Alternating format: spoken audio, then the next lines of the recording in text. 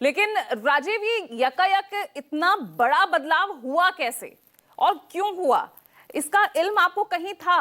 क्योंकि अचानक से 105 दिन, अभी ही सरकार में भी उन्होंने शपथ ली है, 105 दिन बाद इस तरह से सब एकदम से राज्यसभा जाने की इच्छा जागना, क्या जनता बिहार की कैसे देख रही है इसे?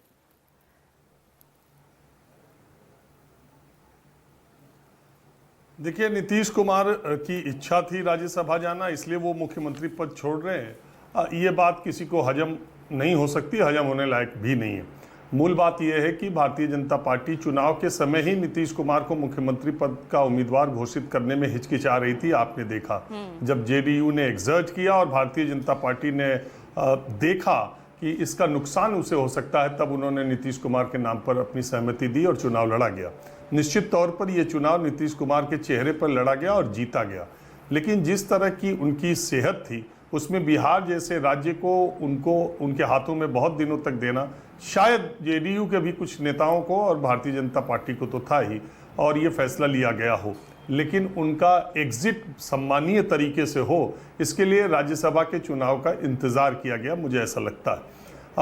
ये जब पूरा देश और सारे न्यूज़ चैनल ईरान और होली की खबरों में लगे थे, तो ऋषिकेश कुमार ने सुबह 10 बजे जब ये खबर उन्होंने हमारे चैनल पर ब्रेक की, तभी पहले उससे जब 2-4 मिनट 15 मिनट पहले ये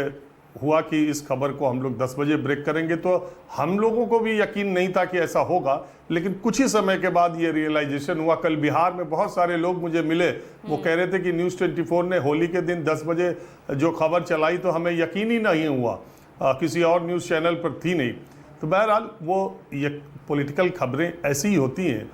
होने से पहले आदमी को लगता है कि ऐसा हो सकता है और फिर हो जाती है तो सब नॉर्मल हो जाता है। देखिए पूजा, जो महत्वपूर्ण बात नीतीश कुमार के एग्जिट से आती है, बिहार के एक बहुत प्रतिष्ठित पत्रकार हैं, उन्होंने एक किताब लिखी है बिहार पर, जेपी से बीजेपी। यही वो धरती है जहाँ पर जयप्रकाश नारायण के आंदोलन के, जेपी के आंदोलन से बिहार बदला और बिहार की राजनीति बदली, और बहुत सारे लोग जेपी के आंदोलन में जो उस वक्त आए थे उन्होंने बिहार को दशा और दिशा दी अपने अपने तरीके से। लालू यादव और नीतीश कुमार का 35 साल से ज़्यादा 2 आदमियों ने बिहार पर राज किया, और ये रिकॉर्ड है। बिहार में सबसे ज़्यादा शुरुआती दिनों में अगर आप देखेंगे आज़ादी के बाद के 30 वर्षों में, तो बिहार में बहुत किसी मुख्यमंत्री के, ज़्यादातर मुख्यमंत्रियों के कार्यकाल 1 साल, 1.25 साल, 1.5 साल, 2 साल के रहा करते थे। इन मुख्यमंत्रियों ने लंबे समय तक, और नीतीश कुमार ने तो रिकॉर्ड बनाया। अब भारतीय जनता पार्टी यानी जेपी के सोशलिस्ट मूवमेंट और सारे लोगों से निकले लोगों से अब भारतीय जनता पार्टी का बिहार हो चुका है, और नीतीश कुमार के जाने के बाद अब भारतीय जनता पार्टी से जेडीयू का कोई नेता नहीं ऐसा है जो अपने टर्म्स डिक्टेट कर सके। अब भारतीय जनता पार्टी ऐसी कंफर्टेबल पोजीशन पर है कि बिहार को जैसा चाहेगी, जो चाहेगी, जिसको चाहे मुख्यमंत्री बनाए, जिसको चाहे डिप्टी सीएम बनाए, जिसको चाहे जो मंत्रालय दे, अब उसे कोई डिक्टेट करने वाला नहीं है। आपने पिछले 20 वर्षों के इतिहास को उठा के देख लीजिए, खास करके प्रधानमंत्री नरेंद्र मोदी और अमित शाह के उभार के बाद एनडीए में सिर्फ और सिर्फ एक नेता नीतीश कुमार थे जो समय समय पर भारतीय जनता पार्टी को आईना दिखाने का काम या बाहें मरोड़ने का काम कर दिया उन्होंने 2-2 बार, और लेकिन अब कोई दूसरा नहीं बचा। पूरे देश की राजनीति में भारतीय जनता पार्टी के साथ गठबंधन दल जितने भी हैं, अब उनमें किसी का वो एक्यूमेन नहीं है, वो ताकत नहीं है जो भारतीय जनता पार्टी के शीर्ष नेतृत्व से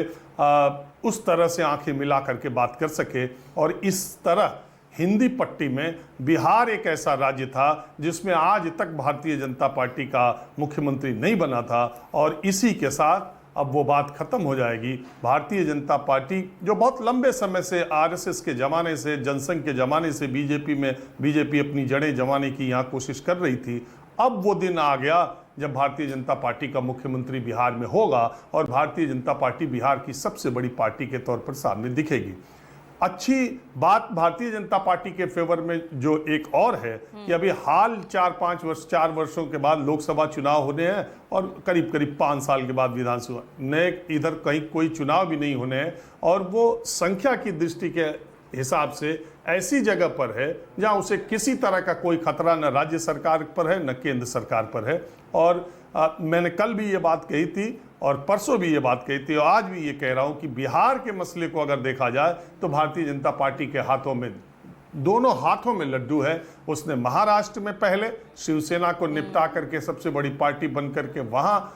आज ऐसी कंफर्टेबल पोजीशन में है भारतीय जनता पार्टी की, अकेले दम पर भी वो सरकार बना सकती है। और अब बिहार में भी वही स्थिति है। अब ये बात अलग है कि निशांत कुमार को बस भारतीय जनता पार्टी और जेडीयू का जो नेतृत्व इन दिनों बातचीत कर रहा है, उन्हें सिर्फ एक बात का आकलन करना है कि नीतीश कुमार के राज्यसभा जाने से, भारतीय जनता पार्टी के मुख्यमंत्री बनने से जो नीतीश कुमार का कोर वोट बैंक है, उसको डेंट न लगे, उसका किसी तरह का कोई नुकसान न हो, उसकी भरपाई के लिए क्या क्या कदम उठाए जा सकते हैं। निशांत कुमार 2 दिन सुन रहा हूं कि 2 दिन के भीतर औपचारिक तौर पर जेडीयू ज्वाइन करने वाले भी हैं। निश्चित तौर पर उनको मंत्रिपरिषद में लिए जाने की बात की जा रही है। तो ये जो कुछ भी होगा, जो कुछ भी आगे होगा, वो भारतीय जनता पार्टी के लिहाज से ही होगा।